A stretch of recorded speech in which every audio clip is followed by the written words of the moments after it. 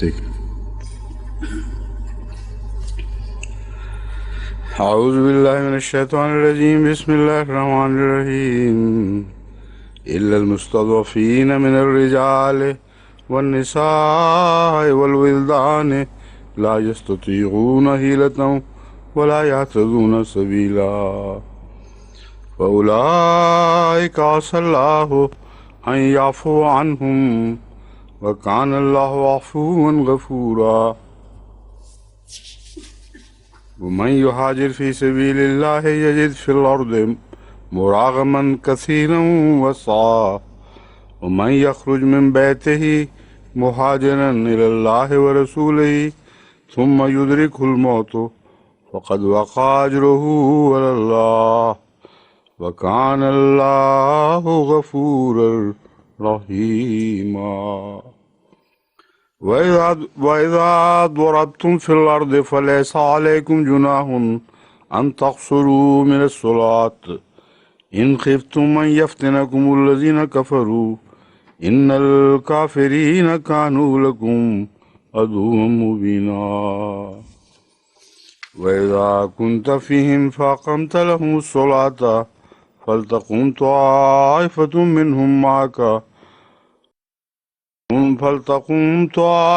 منهم معك وليأخذوا أسلحتهم فإذا سجدوا فليكونوا من ورائكم ولتأت طائفة أخرى لم يصلوا فليصلوا معك وليأخذوا حذرهم وأسلحتهم ود الذين كفروا لو تغفلون عن أسلحتكم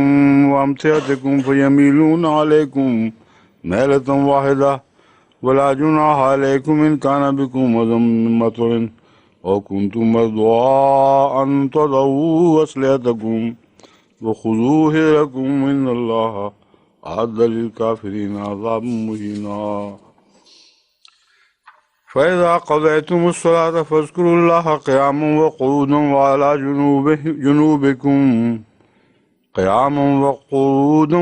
جنوبكم فإذا اطمأننتم فأقيموا الصلاة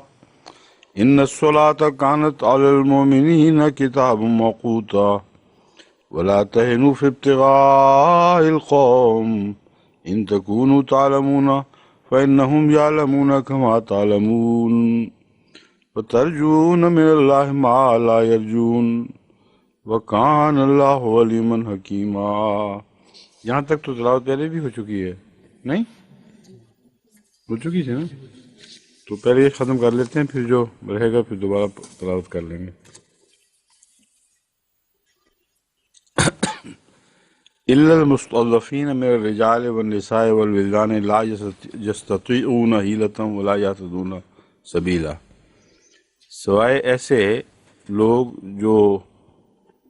بہت کمزور ہوں اور کمزور سمجھے گئے ہوں، مردوں میں سے اور عورتوں میں سے اور بچوں میں سے، رجال والنساء والولدان لا یستطیعون حیلتم، ان کے پاس کوئی چارہ نہیں ہے، استطاعت نہیں رکھتے کوئی چارہ اختیار کرنے کی، ولا یہتدون سبیلا، اور ان کو کوئی کسی رستے کی طرف رہنمائی حاصل نہیں ہے جس رستے سے وہ آگے نکل سکیں اور باہر جا سکیں.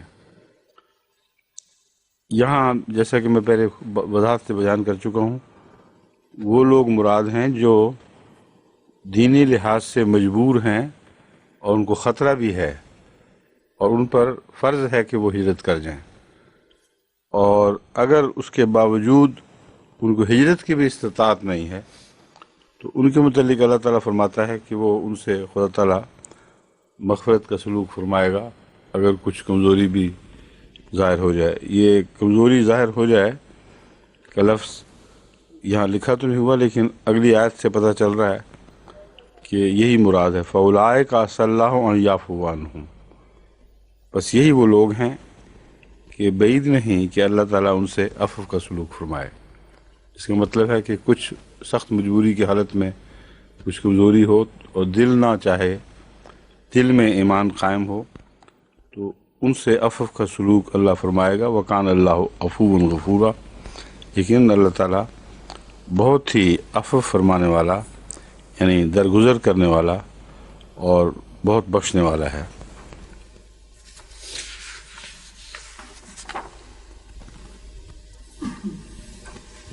ومن یہاجر فی سبیل اللہ یجد فی الارض مراغما کثیرا وسعا، اور جو بھی زمین میں اللہ کے لیے ہجرت کرے گا، فی سبیل اللہ، جو اللہ کی راہ میں ہجرت کرے گا، یجد فی الارض، وہ زمین میں پائے گا، مراغمن، کئی پناہ گاہیں، کثیرن، بہت سی، وسعا، اور فراخی، ومن یخرج من بیتہ مہاجرن، اور جو اپنے گھر سے مہاجر بن کے نکلتا ہے، الی اللہ و رسولہ، اللہ اور اس کے رسول کی طرف، ثم یدرکہ الموت،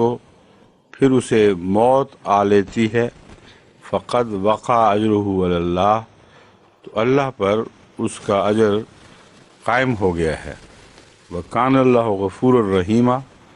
اور اللہ تعالیٰ بہت ہی بخشنے والا اور بار بار رحم فرمانے والا ہے۔ یہاں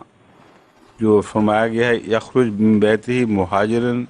الی اللہ و رسولہ، اس زمانے میں رسول اللہ صلی اللہ علیہ وسلم کی زندگی میں تو ظاہری اور معنوی دونوں طرح یہ آیت صادق آتی تھی، کیونکہ مختلف جگہوں سے جہاں مسلمانوں پر مظالم کیے جا رہے تھے، مدینے کی طرف ہجرت ہو رہی تھی جہاں رسول اللہ بھی موجود تھے، اور اللہ اور رسول کا اکٹھا ذکر ظاہری طور پر یہ معنی دے گا کہ جہاں رسول اللہ تھے وہیں اللہ کی رحمتیں اور برکتیں تھیں، خاص خدا وہاں جلوہ گر تھا۔ لیکن ایک دائمی معنی اس کا یہ ہے کہ جو اللہ اور رسول کی طرف ہجرت کرتے ہیں، یعنی بدیوں سے نیکیوں کی طرف ہجرت کرتے ہیں، غیر اسلامی قدروں سے اسلامی قدروں کی طرف ہجرت کرتے ہیں، اور غیر اسلامی سوسائٹی سے اسلامی سوسائٹی کی طرف ہجرت کرتے ہیں، وہ سارے لوگ الی اللہ و رسولہ ہی میں آ جاتے ہیں۔ اور اس کی سند اس حدیث میں ملتی ہے جس میں ایک گناہ گار شخص مغفرت کی تلاش میں پھر رہا تھا، وہ لمبی حدیث کئی دفعہ میں بیان کر چکا ہوں۔ وہاں اس کی جو ہجرت تھی اس پر اللہ کا اوپر اجر لازم آ گیا، وہ یہ معنی ہیں اصل میں کہ خدا کی خاطر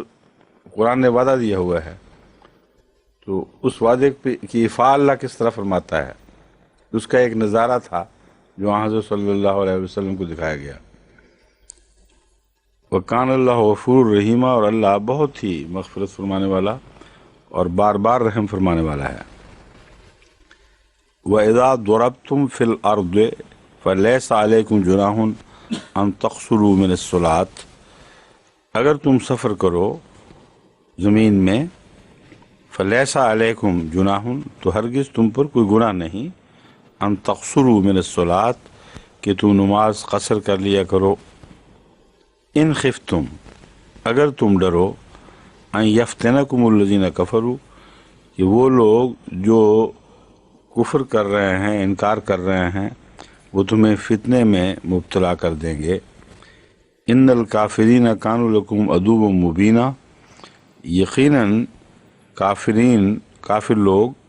تمہارے کھلے کھلے دشمن ہیں۔ اس آیت سے متعلق جو معاملہ تحقیق طلب ہے، ایک دفعہ میں نے ملک صاحب سے بات چھیڑی تھی، مرحوم سے، ملک سیف الرحمان صاحب سے، لیکن کوئی اس وقت تسلی بخش جواب ملا نہیں تھا، معلوم ہوتا تھا وہ بھی مزید حوالے دیکھنا چاہتے تھے۔ وہ یہ ہے کہ جو قصر کا مسئلہ ہے، نماز قصر کرنے کا، یہ تو اتنا مسلمہ ہے اور اتنا عام ہے کہ شاید ہی کوئی اور مسئلہ اتنا واضح طور پر شیعہ سنی ہر جگہ مستحکم ہو چکا ہو، اور آغاز ہی سے ہے، اور اس کا لڑائی سے کوئی تعلق نہیں، خطرے سے کوئی تعلق نہیں، یہاں تک کہ حضرت عثمان نے جب عمرہ کیا یا حج کیا ہے اور وہاں نماز قصر نہیں کی، تو خارجیوں نے ایک فتنے کی وجہ یہ بنائی تھی، اور تمام مسلمان تاریخیں اس واقعہ کو پیش کرتی ہیں کہ خارجیوں نے جو فساد مچایا تھا اس میں ایک یہ الزام تھا حضرت عثمان پر کہ قرآنی تعلیم کے خلاف قصر نہیں کی، اور حضرت عثمان رضی اللہ تعالیٰ عنہ نے یہ جواب نہیں دیا کہیں کہ تم غلط سمجھ رہے ہو، قرآن میں تو یہ ذکر ہی نہیں، وہاں تو اگر فتنے کا ڈر ہو یا خوف کا مقام ہو تو تب قصر ہوتی ہے۔ تو یہ بحث ہے، اس آیت سے تو یہی نظر آ رہا ہے بظاہر کہ قصر کا حکم ہے اگر یہ ڈر ہو کہ دشمن فتنے میں نہ ڈالے تو چھوٹی نماز کر لو۔ لیکن مسلمہ جو مسلک ہے تمام مسلمانوں کا، خلفاء کے وقت سے لے کر اب تک میں بتا رہا ہوں، خلفاء راشدین کے زمانے سے ثابت ہے، اس فتنے کی تاریخ پڑھیں، ہر جگہ آپ کو یہ ملے گا کہ خارجین نے یہ اعتراض کیا تھا، اور کسی نے بھی ان کو یہ کہہ کر رد نہیں کیا کہ قرآن کریم میں یہ نہیں لکھا ہوا۔ تو اس کی وجوہات کیا ہیں؟ کیوں مومن صاحب، مسیر قمر صاحب، کوئی ہے آپ کے ذہن میں؟ پھر یہ لکھیں ربا، تحقیق کریں اس مسلک پر، ٹھیک ہے؟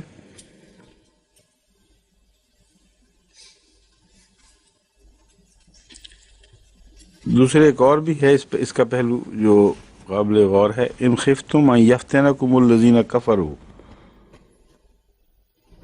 یہ جو حالت ہے یہ تو جنگ کی حالت پر چسپاں ہو رہا ہے، ایک معاملہ خاص، اور وہ ضربتم والا معاملہ الگ ہے، نظر آتا ہے، کیونکہ ایک شخص جو مسافر ہو وہ تو اس کو تو یہ خطرہ نہیں کہ دشمن اچانک اس پہ آ کے ٹوٹ پڑے گا، جنگل میں صحرا میں کہیں وہ نماز قصر کر رہا ہے، اس پر تو یہ اطلاق ہوتا نہیں۔ لیکن جو رسول اللہ صلی اللہ علیہ وسلم نماز پڑھا رہے تھے اور ایک سجدے کے بعد کچھ پہلے پیچھے ہٹ گئے اور دوسرے بعد میں آئے، یعنی یہ تعلیم جو ہے قرآن کریم میں، اس کے اوپر یہ چسپاں ہوتا ہے بڑے واضح طور پر۔ بہرحال یہ تحقیق ہونی چاہیے۔ ان الکافرین کانوا لکم عدوا مبینا، یقیناً کافر تمہارے کھلے کھلے دشمن ہیں۔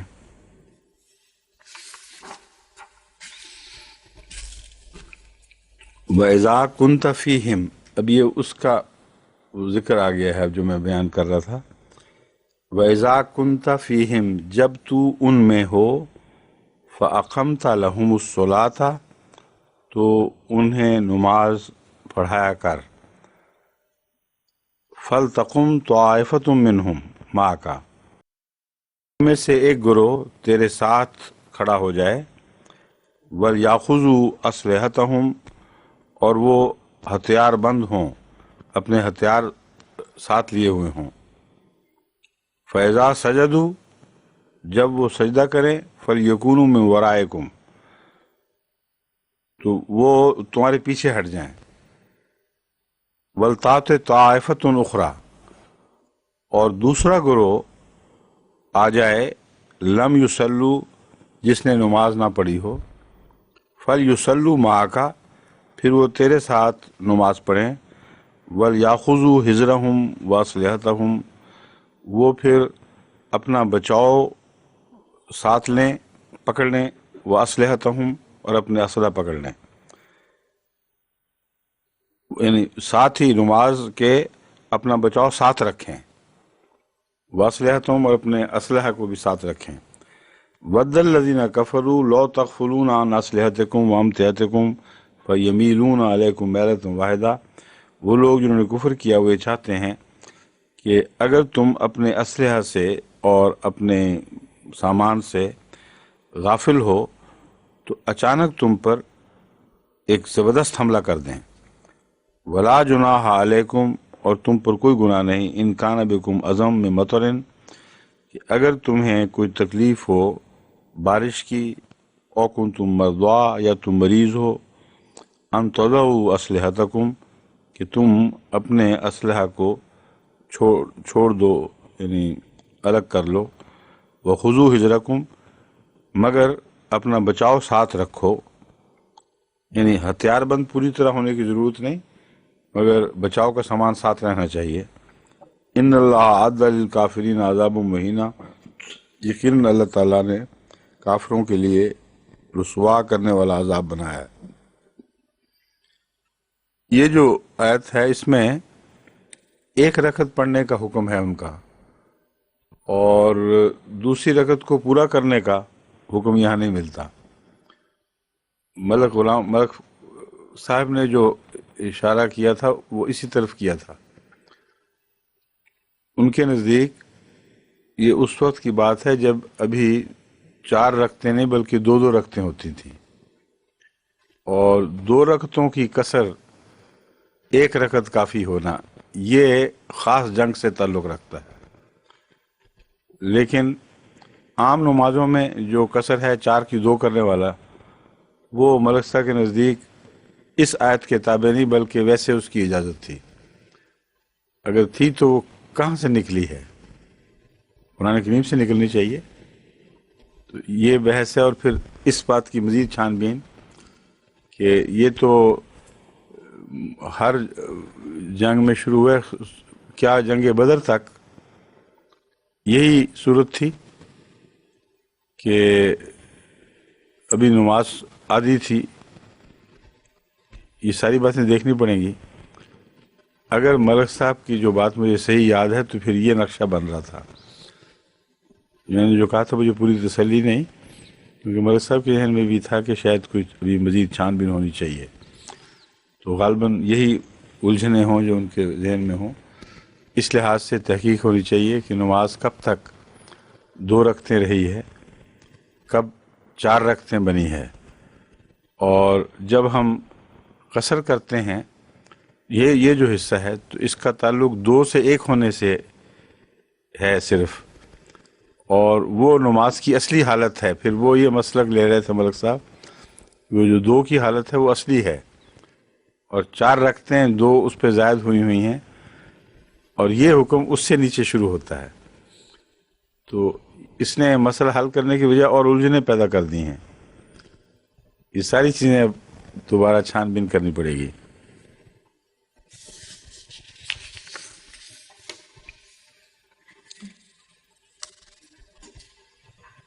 ان اللہ اعد للکافرین عذاب مہینہ، یقیناً اللہ تعالیٰ نے کافروں کے لیے ایک رسوا کرنے والا عذاب مقدر فرما رکھا ہے۔ فَإِذَا قَضَيْتُمُ الصَّلَاةَ فَاذْكُرُوا اللَّهَ قِيَامًا وَقُعُودًا وَعَلَىٰ جُنُوبِكُمْ، بس جب تم نماز ادا کر چکو، فَاذْكُرُوا اللَّهَ، بس اللہ کو یاد کرو، قِيَامًا وَقُعُودًا، کھڑے ہوئے بھی اور بیٹھے ہوئے بھی، وَعَلَىٰ جُنُوبِكُمْ، اور اپنے پہلوؤں پر بھی، وَإِذَا اطْمَأْنَنْتُمْ فَأَقِیمُوا الصَّلَاةَ، جب تمہیں پوری طرح طمانینت حاصل ہو جائے، فَأَقِیمُوا الصَّلَاةَ، تو نماز کو قائم کرو، إِنَّ الصَّلَاةَ كَانَتْ عَلَى الْمُؤْمِنِينَ كِتَابًا مَوْقُوتًا، تو یقیناً نماز مومنوں پر ایک مقررہ وقت کے ساتھ فرض فرمائی گئی ہے۔ کتاباً فرض ہے، موقوتا مقررہ وقت کے ساتھ۔ اب اس میں اس آیت سے جو مفہوم نکلتا ہے اس پر بھی پھر غور ہونا چاہیے۔ جب تم نماز ادا کر چکو تو اللہ کا ذکر کرو، قیام قعود وعلی جنوبکم، فَإِذَا اطْمَأْنَنْتُمْ فَأَقِیمُوا الصَّلَاةَ، وہاں قضیتم کا لفظ تھا، یہاں اقیموا کا لفظ ہے۔ قضیتم سے مراد فرض کا پورا کرنا ہے، جو کم سے کم فرض پورا ہو جائے، وہ جنگ کی حالت کی جو نماز ہے وہ پوری طرح اقامت الصلاۃ کی ذیل میں نہیں بلکہ فرض ادا کرنے کی ذیل میں ہے۔ جب طمانینت کے حالات ہوں تو نماز کو اس کے تمام لوازمات کے ساتھ پوری طرح ادا کرو، یہ اصل قیام نماز ہے۔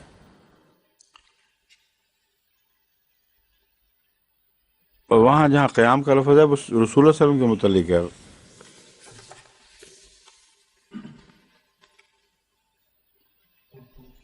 اقمت لهم الصلاۃ، اور باقیوں کے لیے فلیصلوا معک۔ تو یہ بڑے باریک چھوٹے چھوٹے فرق ہیں جو بتاتے ہیں کہ کہیں بھی قرآن میں ادنا بھی تضاد نہیں ہے۔ یہاں قیام نماز سے مراد پوری نماز لی گئی ہے، اور رسول اللہ صلی اللہ علیہ وسلم نے چونکہ پوری ہی پڑھنی تھی اور پوری طرح نماز کا حق رسول اللہ صلی اللہ علیہ وسلم نے ہمیشہ ادا فرمایا، اس لیے وہاں اقامت صلاۃ کا لفظ آیا ہے، اور باقیوں نے قضاء کا فرض کا کم از کم حصہ ادا کرنا تھا، ان کے لیے صلاۃ کا ہے فلیصلوا معک۔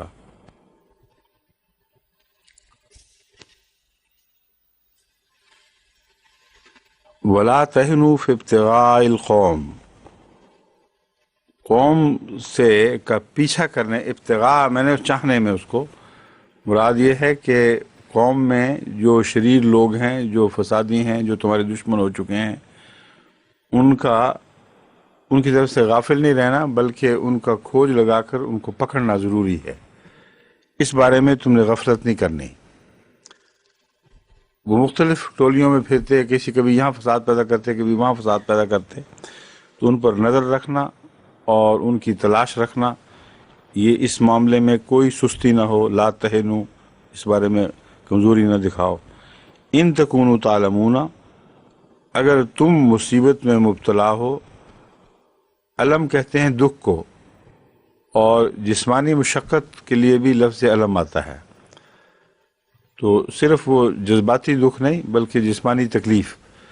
تو اگر تم جسمانی تکلیفوں میں مبتلا ہو، فإنہم یعلمون کما تعلمون، تو تمہارے دشمن بھی تو تکلیفوں میں مبتلا ہیں، جنگ کی حالت ہی تکلیف کی حالت ہوتی ہے، مگر ایک فرق ہے، وَتَرْجُونَ مِنَ اللَّهِ، جبکہ تم اللہ سے وہ امید لگائے بیٹھے ہو، ما لا یرجون، جس کی ان کو کوئی امید نہیں، یعنی تمہاری تکلیف کے بدلے اللہ کی طرف سے اجر ملے گا، اور اس تکلیف میں بھی اللہ تعالیٰ کی معیت حاصل ہوگی، ان کو ایسی کوئی امید نہیں، اس کے باوجود وہ تکلیف میں پڑے ہوئے ہیں۔ وَكَانَ اللَّهُ عَلِيمًا حَكِيمًا، اور اللہ تعالیٰ بہت جاننے والا اور بہت حکمت والا ہے۔ اِنَّا أَنزَلْنَا إِلَيْكَ الْكِتَابَ بِالْحَقِّ، یہ شروع کرنا نیا یہاں سے، اچھا۔ اعوذ باللہ من الشیطان الرجیم، بسم اللہ الرحمن الرحیم۔ اِنَّا أَنزَلْنَا إِلَيْكَ الْكِتَابَ بِالْحَقِّ لِتَحْكُمَ بَيْنَ النَّاسِ بِمَا أَرَاكَ اللَّهُ وَلَا تَكُن لِّلْخَائِنِينَ خَصِيمًا وَاسْتَغْفِرِ اللَّهَ إِنَّ اللَّهَ كَانَ غَفُورًا رَّحِيمًا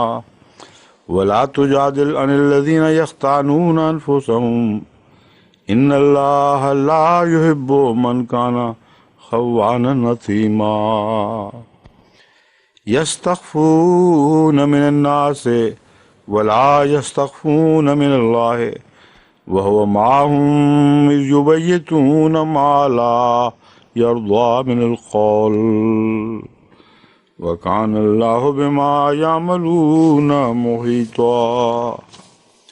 ہا انتم ہؤلاء جادلتم عنہم فی الحیاۃ الدنیا فمن یجادل اللہ عنہم یوم القیامۃ ام من یکون علیہم وکیلا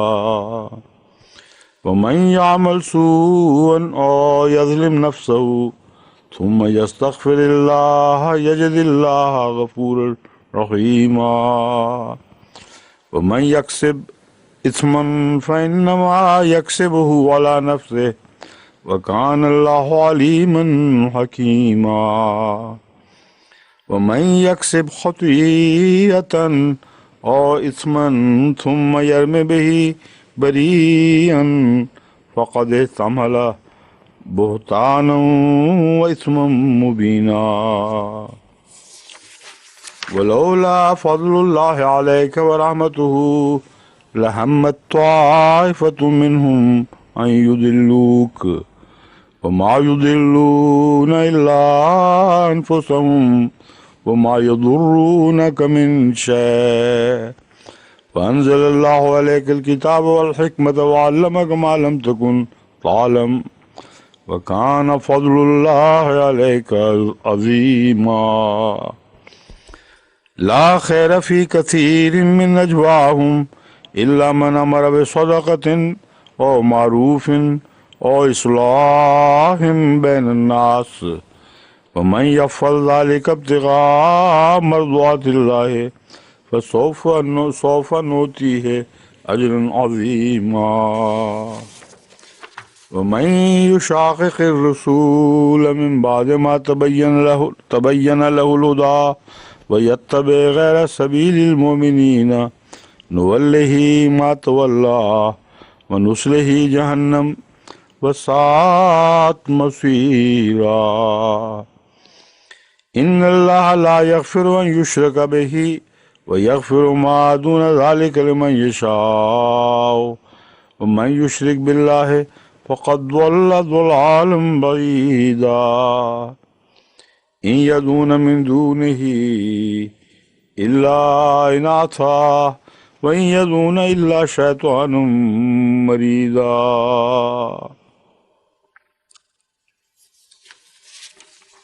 لعنه الله وقال لا تتخذن من عبادك نصيبا مفروضا ولا أضلنهم ولا أمنينهم ولا أمرنهم ولا يبتكن آذان الأنعام ولا أمرنهم فلا يغيرن خلق الله ومن يتخذ الشيطان وليا من دون الله فقد خسر خسرانا مبينا يعدهم ويمنيهم وما يعدهم الشيطان إلا غرورا أولئك مأواهم جهنم ولا يجدون عنها محيصا والذين آمنوا وعملوا الصالحات سندخلهم جنات تجري من تحتها الأنهار خالدين فيها أبدا وعد الله حقا ومن أصدق من الله قيلا ليس بأمانيكم ولا أماني أهل الكتاب من يعمل سوءا يجز به ولا يجد له من دون الله وليا ولا نصيرا ومن يعمل من الصالحات من ذكر أو أنثى وهو مؤمن فأولئك يدخلون الجنة ولا يظلمون نقيرا ومن أحسن دينا ممن أسلم وجهه لله وهو محسن واتبع ملة إبراهيم حنيفا واتخذ الله إبراهيم خليلا ولله ما في السماوات وما في الأرض وكان الله بكل شيء محيطا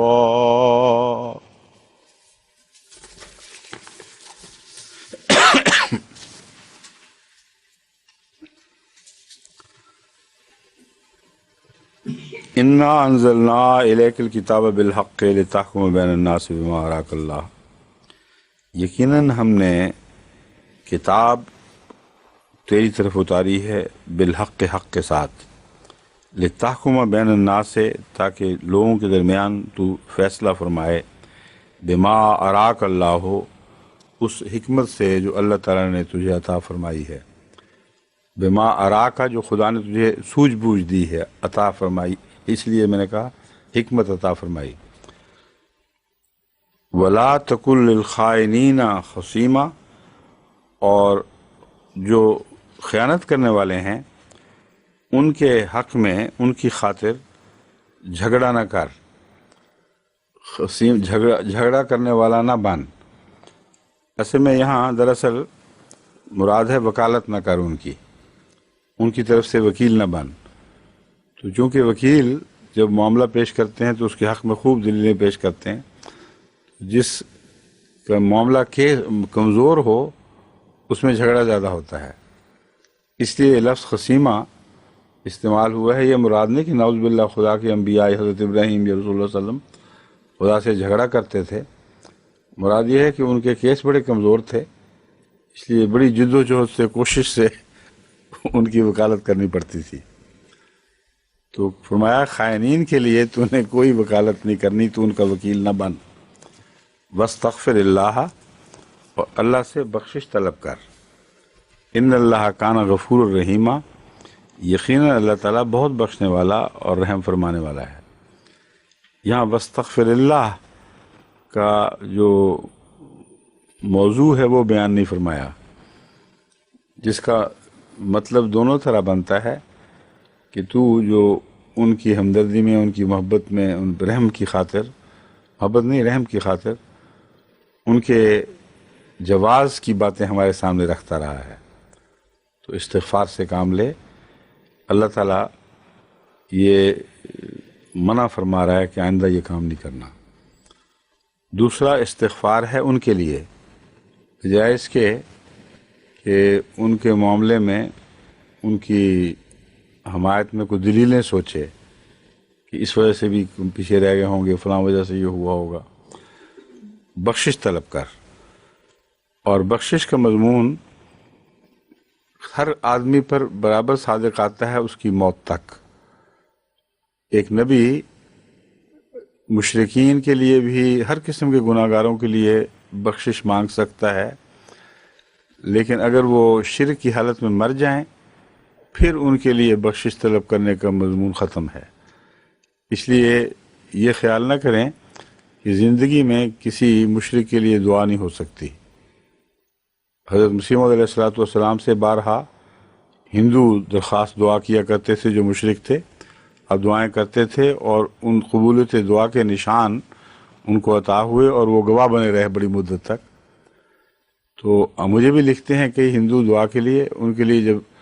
خصوصیت سے اس لیے دعا کی جاتی ہے کہ اللہ تعالیٰ ان کو توحید کا نشان دکھائے، تو بعض دفعہ حیرت انگیز طریق پہ قبول ہوتی ہے، اور وہ لکھتے ہیں پھر جواب میں کہ کوئی صورت نہیں تھی مگر اللہ تعالیٰ نے کام بنا دیا۔ ان کو میں یہی کہتا ہوں کہ اسلام پر غور ضرور کرو، لیکن توحید کا سب سے پہلا قدم ہے کہ توحید پر قائم ہو جاؤ۔ تو استغفار میں جو لوگ زندہ ہیں وہ مشرک بھی ہیں، تو ان کے لیے استغفار ہو سکتا ہے اور ان کے لیے دعا ہو سکتی ہے۔ اس استغفار کا مطلب یہ نہیں ہوگا کہ وہ شرک کرتے چلے جائیں تو اللہ تو معاف فرماتا جائے۔ مراد اس سے یہ ہوگی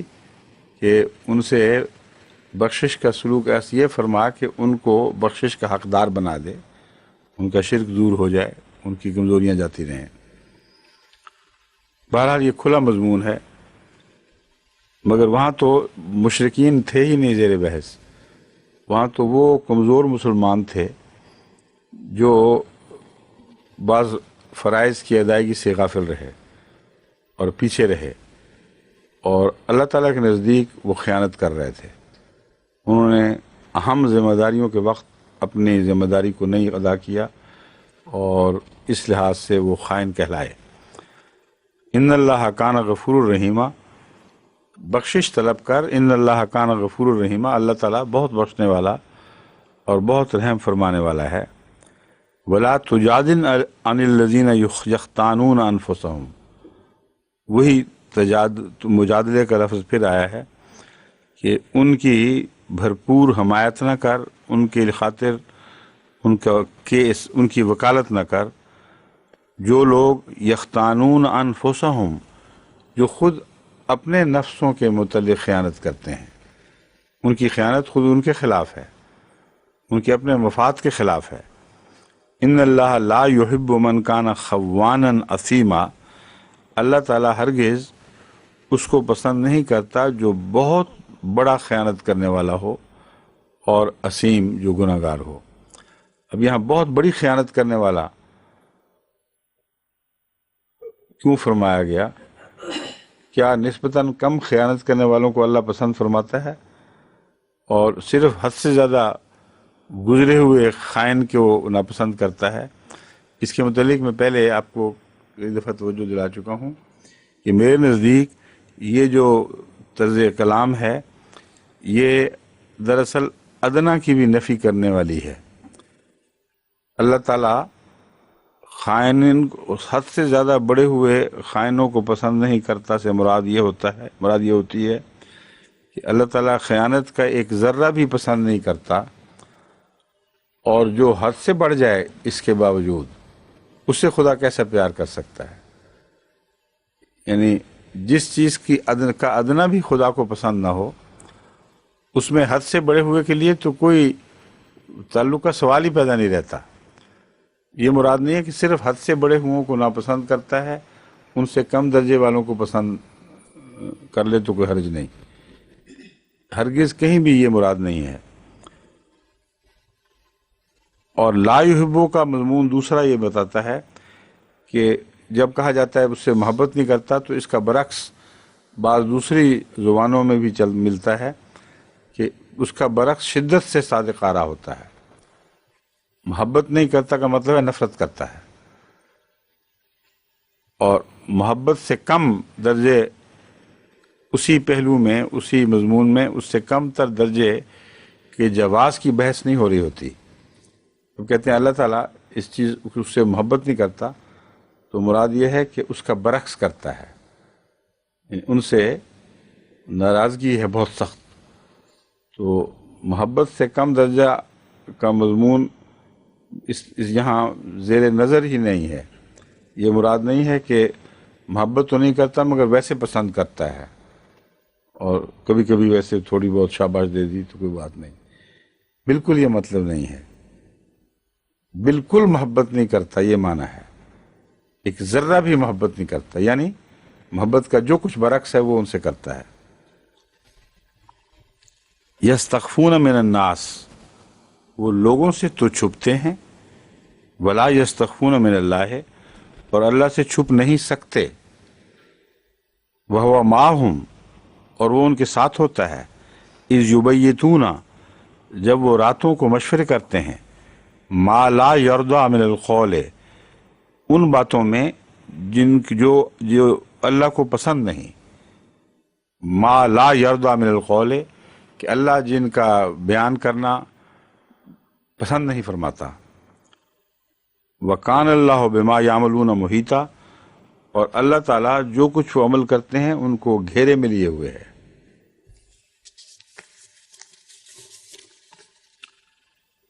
یہاں مومن کمزور جو پیچھے رہ جانے والے ہیں، ان کے علاوہ بھی کچھ منافقین بھی داخل ہوئے نظر آتے ہیں اس گروہ میں۔ یہ جو مضمون ہے یہ تو کمزور مومن والی بات نہیں ہے، بلکہ ایسے فتنہ پرداز منافقین پیش نظر ہیں یہاں، جو ایمان کے پردے میں چھپے ہوئے ہیں، اور رسول اللہ علیہ وسلم کو ان کا علم ہے، لیکن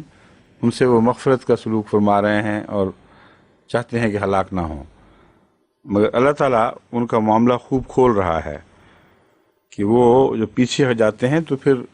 تم لوگوں کی ہلاکت کے مشورے کرتے ہیں، مومنوں کے مفاد کے خلاف منصوبے بناتے ہیں راتوں کو چھپ کے۔ ہا انتم ہاؤلائے جادلتم عنہم فی الحیات دنیا، یعنی مومنوں کا یہ حال ہے کہ اس کے باوجود حسن ظن سے کام لے رہے ہیں، کوشش کر رہے ہیں کہ چلو مسلمان کہلاتے ہیں، کوئی بات نہیں، ان کے معاملے میں اللہ تعالیٰ سے کچھ گریہ ازاری کی جائے، کہا جا کہ چھوڑ دے ان کو۔ یہ جو مضمون ہے جادل تم میں، پھر جو استغفار ہے وہ بھی یہاں داخل ہوتا دکھائی دے رہا ہے مجھے۔ تو اب جادل تم عنہم فی الحیات دنیا، ان کے کمزوریوں کا جواز تلاش کر کے ان سے مغفرت ان کے لیے نہیں مانگی جا سکتی۔ گناہ گار بتا کر مغفرت طلب کرنا اور مضمون ہے، اس لیے اگر یہ سمجھا جائے تو پھر تضاد کوئی نہیں رہتا مضامین میں۔ ان کا معاملہ پلیڈ نہیں کرنا خدا کے حضور یا آپس میں، جہاں پکڑ کا معاملہ آئے گا وہاں ان کے متعلق ان پر پردے نہیں ڈالنے، بلکہ وہ جو انہوں نے حقیقت میں کیا ہے اس کے مطابق ان سے سلوک ہونا چاہیے۔ فرمایا دنیا کی زندگی کے معاملات میں تو تم ان کے کیس پلیڈ کرو گے، ان کی وکالت کر لو گے، ان کی حمایت کر لو گے، لیکن یہ بتاؤ فَمَن يُعَادِلُ اللَّهَ عَنْهُمْ يَوْمَ الْقِيَامَةِ، قیامت کے دن اللہ سے کون ان کی وکالت کرے گا؟ یعنی خدا کی سزا سے تو بچ سکتے نہیں۔ جو محیطہ کا لفظ ابھی گزرا تھا یہ اسی کی مزید تفصیل ہے کہ محیط وہ ہے جو کسی وجود کے ہر پہلو، اس کے مکانی اور زمانی ہر پہلو پر حاوی ہو۔ تو مرنے کے بعد جو لوگ یہاں زندہ انسانوں کے ہاتھ سے نکل جاتے ہیں اللہ کے ہاتھ سے نہیں نکلتے. تو یہی مضمون ہے کہ اللہ نے تو ان کو گھیرے میں لے رکھا ہے، یہاں تم ان کی وکالت کچھ کر بھی لو تو فرق کیا پڑے گا، کیونکہ اصل سزا تو قیامت کے دن ملنی ہے. اور اللہ تعالیٰ نے ان کو مکمل گھیرے میں رکھا ہوا ہے، اور اس وقت کوئی نہیں ہوگا جسے اجازت ہو کہ وہ ان کے حق میں کوئی بات کر سکے. ام من یکون علیہم وکیلا، اس وقت کون ہے جو ان کی حق میں بات کرے یا ان کا وکیل بن سکے. ومن یعمل سوءا او یظلم نفسہ ثم یستغفر اللہ یجد اللہ غفور رحیما. اب یہ وہی مضمون ہے مغفرت کا، لیکن یہاں وہ شخص خود مذکور جس نے کوتاہی کی ہے، غفلت کی ہے، کوئی ظلم کر بیٹھا ہے، اس کے متعلق فرماتا ہے وَمَن يَعْمَلْ سُوءًا أَوْ يَظْلِمْ نَفْسَهُ، بس جو کوئی بھی بدی کرے، اور یظلم نفسہ یا اپنے نفس پر ظلم کرے، ثم یستغفر اللہ پھر اللہ سے بخشش طلب کرے، یجد اللہ غفور الرحیمہ، تو اللہ تعالیٰ کو بہت مغفرت والا، بہت بخشنے والا اور بار بار رحم فرمانے والا پائے گا. تو یہ آیت بتاتی ہے کہ وہ جو پہلا مفہوم میں نے پیش کیا تھا وہی درست ہے، قرآن کے مطابق ہے کہ مغفرت کا تعلق اعتراف گناہ سے ہے. اعتراف گناہ کے بعد احساس ندامت کے ساتھ اگر مغفرت مانگی جائے تو گناہ گار کی بھی مغفرت کے امکانات ہیں. لیکن اگر اپنے لیے یا کسی کے لیے اعتراف کے بغیر اس کی وجوہات یا توجیحات پیش کی جائیں تو اس سے پھر مغفرت نہیں ہوا کرتی. اور یہ بہت ہی گہرا مضمون ہے.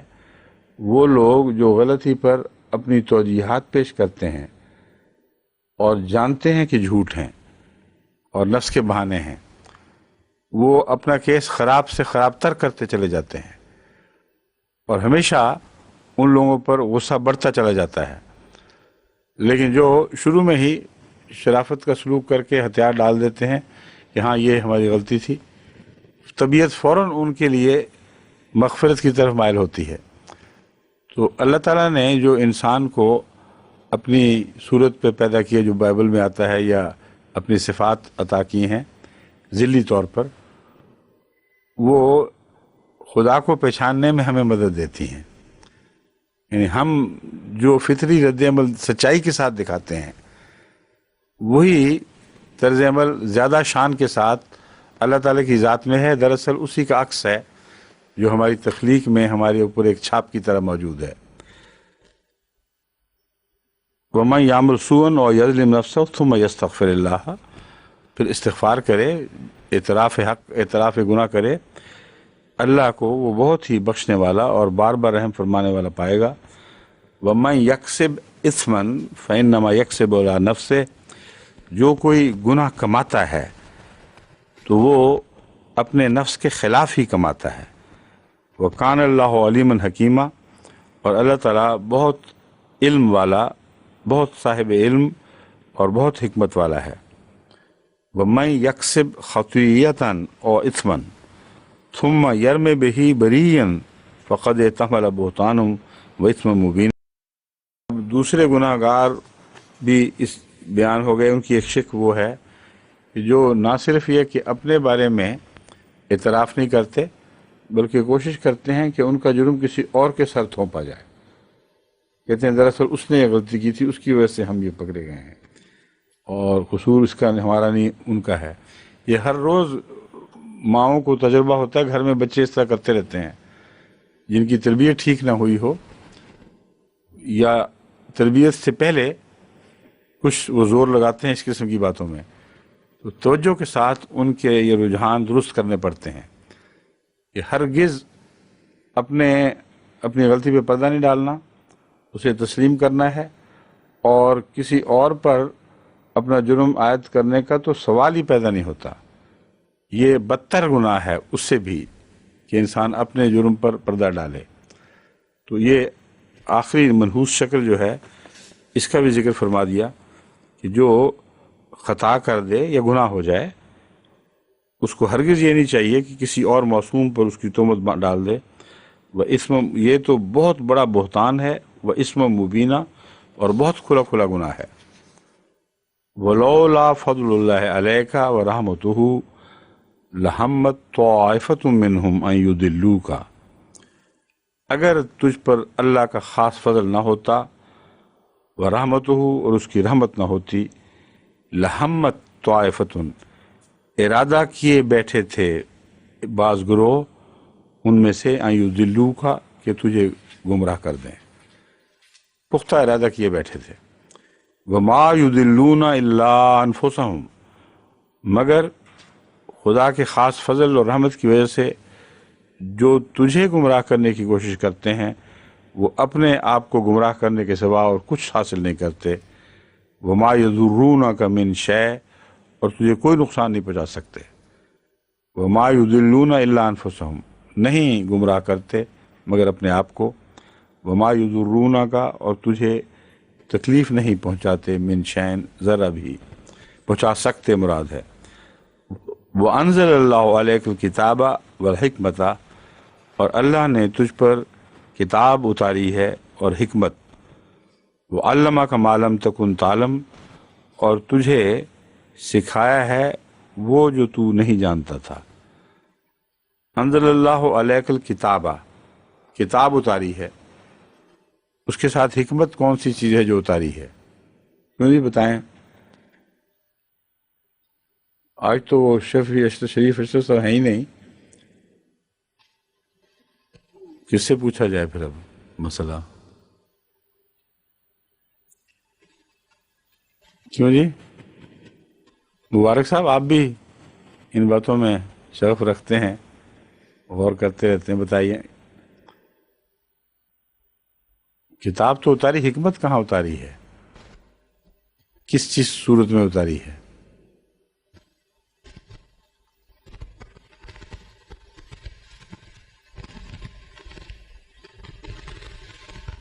ہاں کیوں نہیں بتائیں؟ علماء کرام کی باری آ گئی اب۔ خواتین میں کوئی ہے ہاتھ کھڑا کرنے والا؟ شوئی آفتاب صاحب اور ان کی بیٹی زیادہ وہ حصہ لیا کرتے ہیں، وہ دونوں نہیں ہیں۔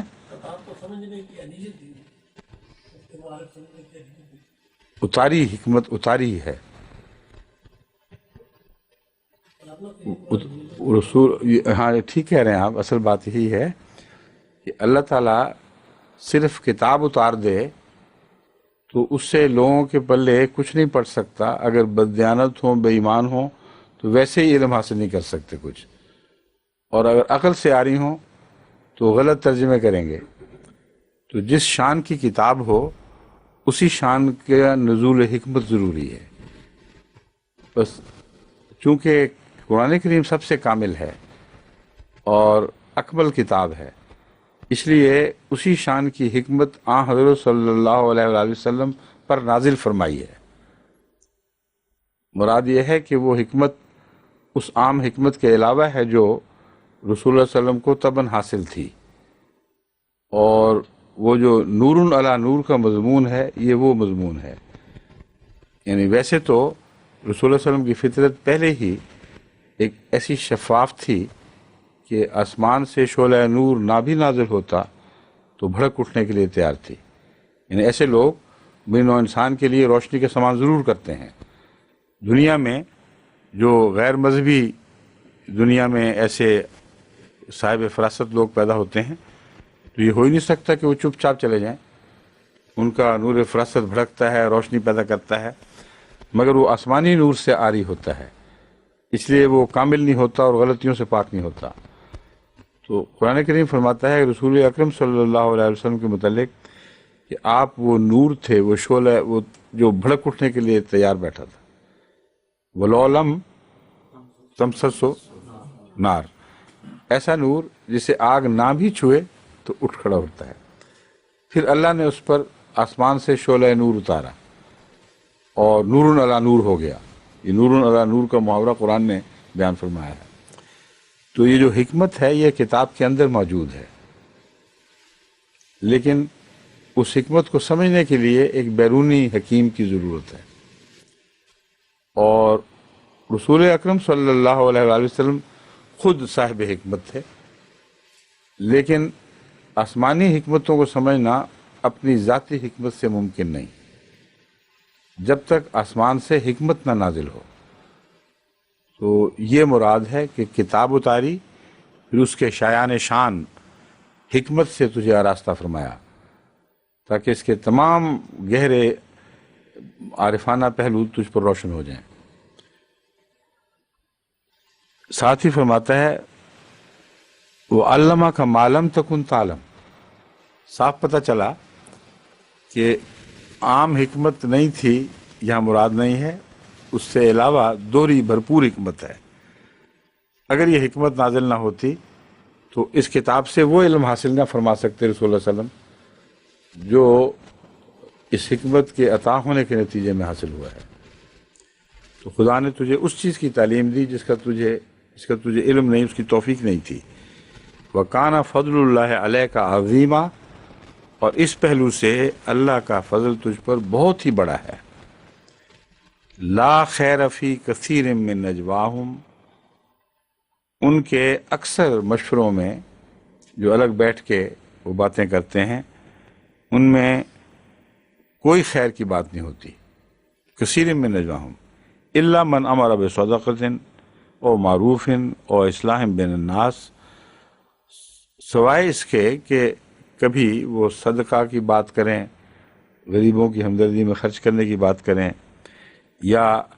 اچھے رواج جاری کرنے کے، اچھے طریق رائج کرنے کی بات کریں، معروف،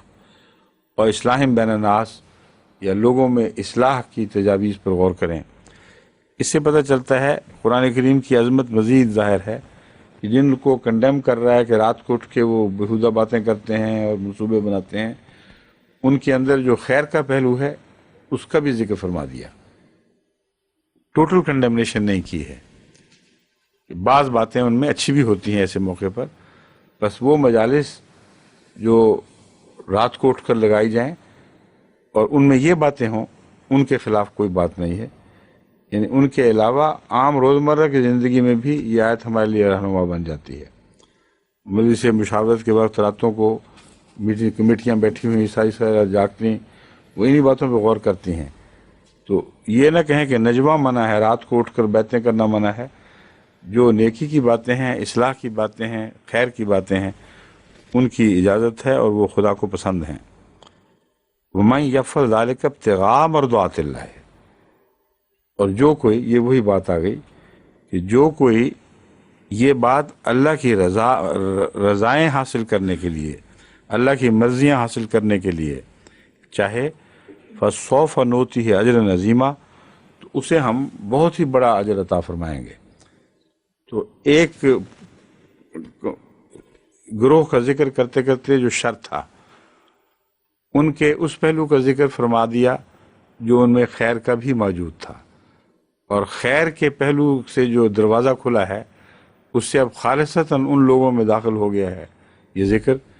جو اللہ کے پاک بندے اور خدا کی رضا جوئی کی خاطر راتوں کو اٹھتے اور مشورے کرتے ہیں۔ تو یہ ایک نہایت ہی فصیح و بلیغ طریق ہے انحراف کا۔ ایک طریق سے شروع کی بات، اس کا وہ کنارہ چن لیا جو اچھا ہے، اس نے دروازہ کھولا اور خالصتاً نیک بندوں کے ذکر میں قرآن کریم داخل ہو گیا۔ وَمَن يَفْعَلْ ذَلِكَ ابْتِغَاءَ مَرْضَاتِ اللَّهِ، جو بھی اللہ کی مرضات حاصل کرنے کی تمنا میں، اس کی خواہش میں ایسا کرتا ہے، فَسَوْفَ نُؤْتِیہِ أَجْرًا عَظِیمًا، تو یقیناً اللہ تعالیٰ، سوفا کا جو لفظ ہے وہ مستقبل کے لیے بھی استعمال ہوتا ہے، قریب کے مستقبل کے لیے بھی استعمال ہوتا ہے، لیکن گرامر میں عموماً یہ بتایا جاتا تھا کہ دور کے مستقبل کے لیے سوفا اور قریب کے مستقبل کے لیے سا۔ جب سا کہا جائے گا تو مراد ہے ابھی، جلدی ہو جائے گا، اور سوفا کا مطلب ہوتا ہے بہت دور کے بعد۔ حالانکہ قرآن کریم میں بھی اور عربی ادب میں بھی سوفا کا مضمون بہت دیر کے بعد سے نہیں ہوا کرتا، کوئی مستقبل بھی ہو لیکن زیادہ تاکید کی خاطر آتا ہے۔ تو سوفا کا اصل معنی ہے یقیناً ایسا ہوگا، ضرور ایسا ہوگا، اور بعض دفعہ عنقریب کے معنوں میں بھی آتا ہے۔ قرآن کریم میں کئی جگہ ان قریب کے معنوں میں بھی آ جاتا ہے۔ فسوف نوتی ہے اجر عظیمہ، تو ہم ضرور ان کو